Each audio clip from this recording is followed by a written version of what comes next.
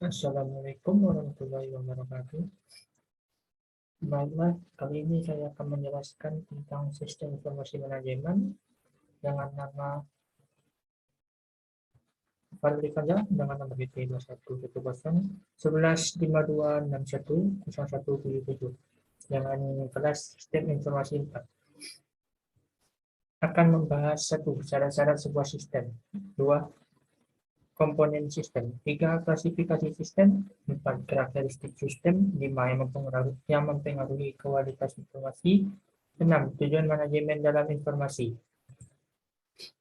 Konsep dasar menjelaskan definisi sistem memiliki dua pendekatan, yaitu satu, sistem yang menekankan pada prosedur. Suatu sistem adalah suatu jaringan kerja dari prosedur-prosedur yang saling berhubungan, berkumpul bersama-sama untuk melakukan sesuatu kegiatan atau untuk menyelesaikan suatu sasaran yang tertentu. Dua, sistem yang menekankan pada komponen atau elemen. Suatu sistem adalah kumpulan elemen yang saling berinteraksi untuk mencapai suatu tujuan. Syarat-syarat sistem, yaitu satu, sistem harus dibentuk untuk menyelesaikan tujuan. Dua, elemen sistem harus mempunyai rencana yang ditetapkan. Tiga, adanya hubungan di antara elemen-elemen sistem. Empat, unsur dasar dari proses, yaitu harus informasi dan material, lebih penting daripada elemen sistem. Lima, tujuan organisasi lebih penting daripada tujuan elemen. Dua komponen sistem, yaitu satu, batasan sistem atau boundary. Setiap sistem pasti memiliki suatu batasan yang memisahkan antara sistem suatu dengan lainnya. Batasan ini juga memisahkan sistem dengan lingkungan luar.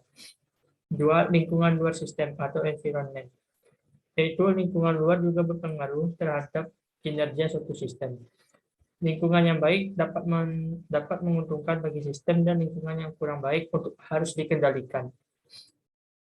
Tiga, penghubung sistem atau interface, yaitu penghubung merupakan media yang menghubungkan antara sistem dengan subsistem. Penghubung berfungsi untuk menyalurkan sumber-sumber daya dari suatu subsistem ke subsistem lainnya, yang nantinya dapat terjadi suatu integrasi sistem. Empat, masukan sistem atau input. Masukan sistem adalah energi yang dimasukkan ke dalam sistem yang dapat berupa pemeliharaan atau maintenance input dan sinyal atau signal input. 5. Keluaran sistem atau output. Hasil energi yang diolah menjadi hasil atau keluaran yang berguna. Keluaran ini dapat menjadi masukan subsistem lain. 6. Pengolahan sistem atau proses, yaitu suatu sistem memiliki proses yang mengubah masukan menjadi keluaran. Klasifikasi sistem. Sistem yang diklasifikasikan berdasarkan keterwujudannya, yaitu satu, sistem fisik, sistem yang nyata, dapat dilihat dan disentuh secara fisik. Contohnya sistem komputer, sistem transportasi.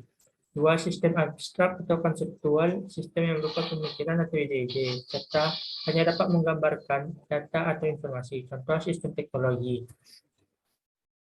Yang kedua yaitu sistem yang diklasifikasikan berdasarkan kealamiahannya, yaitu satu, sistem alamiah, yaitu satu sistem yang terjadi melalui proses alam, tidak dibuat manusia, contoh sistem perputaran bumi. Dua, sistem buatan, yaitu satu, sistem yang dirancang oleh manusia atau buatan manusia. Dua, sistem buatan melibatkan dua unsur sumber daya, yaitu manusia dan mesin, sehingga disebut human machine system, yaitu sistem informasi berbasis komputer atau CBIS atau Computer Based Information System.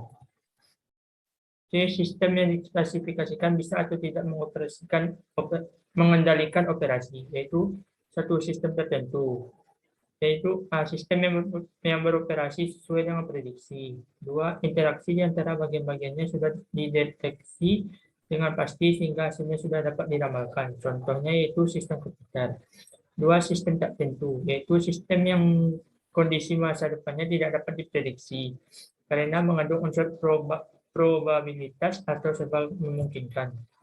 Yang keempat yaitu sistem yang diklasifikasikan berdasarkan lingkungannya, yaitu satu, sistem tertutup atau closed system. Dua, sistem yang tidak berhubungan dan tidak terpengaruh oleh lingkungan luar. Tiga, kenyataan di dunia bisnis yang ada adalah sistem relatif tertutup atau relatively closed system, tidak benar-benar tertutup atau hanya terbuka bagi pengaruh baik saja. 4. Sistem terbuka atau open system, yaitu sistem yang menerima masukan dari lingkungan luar dan menghasilkan keluaran bagi lingkungan luar maupun bagian-bagian sistem. 4. Karakteristik sistem, yaitu 1. Organisasi, mencakup struktur dan fungsi organisasi. Contohnya yaitu fungsi direktur utama, fungsi departemen marketing, fungsi departemen keuangan, dan administrasi. 2. Interaksi, yaitu saling keterhubungan antara bagian yang satu dengan yang lainnya. Contohnya analis sistem dengan programmer dengan data entry. 3. Interferensi, yaitu bagian yang satu mempunyai ketergantungan dengan bagian yang lainnya. Contohnya itu bagian marketing saling bergantung dengan bagian produksi dan bagian keuangan dan administrasi dalam hal penagihan pada customer. Yang keempat yaitu integritas, yaitu suatu keterpaduan antara subsistem untuk mencapai tujuan. Contohnya yaitu bagian marketing mendapat pesanan 100 komputer tapi hanya mampu menyediakan 50 unit. Maka untuk menangani masalah tersebut diadakan kerjasama dengan perusahaan lain yang bekerja dalam bidang yang sama. Yang kelima yaitu main objection, yaitu pemusatan tujuan yang sama dari masing-masing subsistem. Yang kelima yaitu yang mempengaruhi kualitas informasi. Kualitas informasi atau quality of information tergantung dari 4 hal, yaitu 1. Akurat, yaitu informasi harus benar-benar bebas dari kesalahan dan tidak menyesatkan.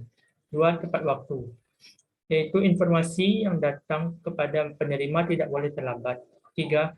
Relevan, informasi harus mempunyai manfaat untuk pemakainya. 4.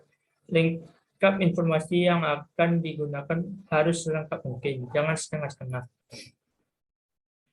Nilai dari informasi atau value of information ditentukan oleh 2 hal, yaitu manfaat dan biaya. Pengukuran nilai informasi biasanya dihubungkan dengan analisis cost effectiveness atau cost benefit. Yaitu 1. Informasi berdasarkan dimensi waktu, yaitu informasi masa lalu, yaitu informasi mengenai masa lampau yang meskipun jarang digunakan, namun dalam data storage perlu disusun secara rapi dan teratur. 2. Informasi masa kini, yaitu informasi mengenai peristiwa-peristiwa yang terjadi sekarang atau current events. 2. Informasi berdasarkan sasaran, yaitu 1. Informasi individual, yaitu informasi yang ditujukan kepada seseorang yang mempunyai fungsi sebagai pembuat kebijakan atau policy maker dan pengambil keputusan atau decision maker, atau kepada seseorang yang diharapkan tanggapannya atas informasi yang diberikan. 2. Informasi komunitas, yaitu informasi yang ditujukan kepada kelompok tertentu di luar organisasi. 6. Tujuan manajemen dalam informasi, yaitu 1. Menyediakan informasi yang berguna dalam menganalisis dan pengambilan keputusan bagi suatu perusahaan atau bisnis. 2. Memudahkan pekerjaan dan pengelolaan manajemen dalam suatu perusahaan atau bisnis. 3. Menyediakan informasi dalam perhitungan produk, harga pokok jasa, dan tujuan-tujuan lain yang menjadi target manajemen. 4. Menyediakan layanan yang dapat digunakan sebagai media pengendali, perencana, evaluasi, dan sebagai sarana perbaikan yang berkelanjutan. 5. Memecahkan berbagai masalah dalam bisnis yang meliputi layanan, biaya produk, serta strategis bisnis. Baiklah, sekian dari presentasi saya. Apabila ada salah kata, mohon dimaafkan. Wabillahi taufiq wal hidayah. Assalamualaikum warahmatullahi wabarakatuh.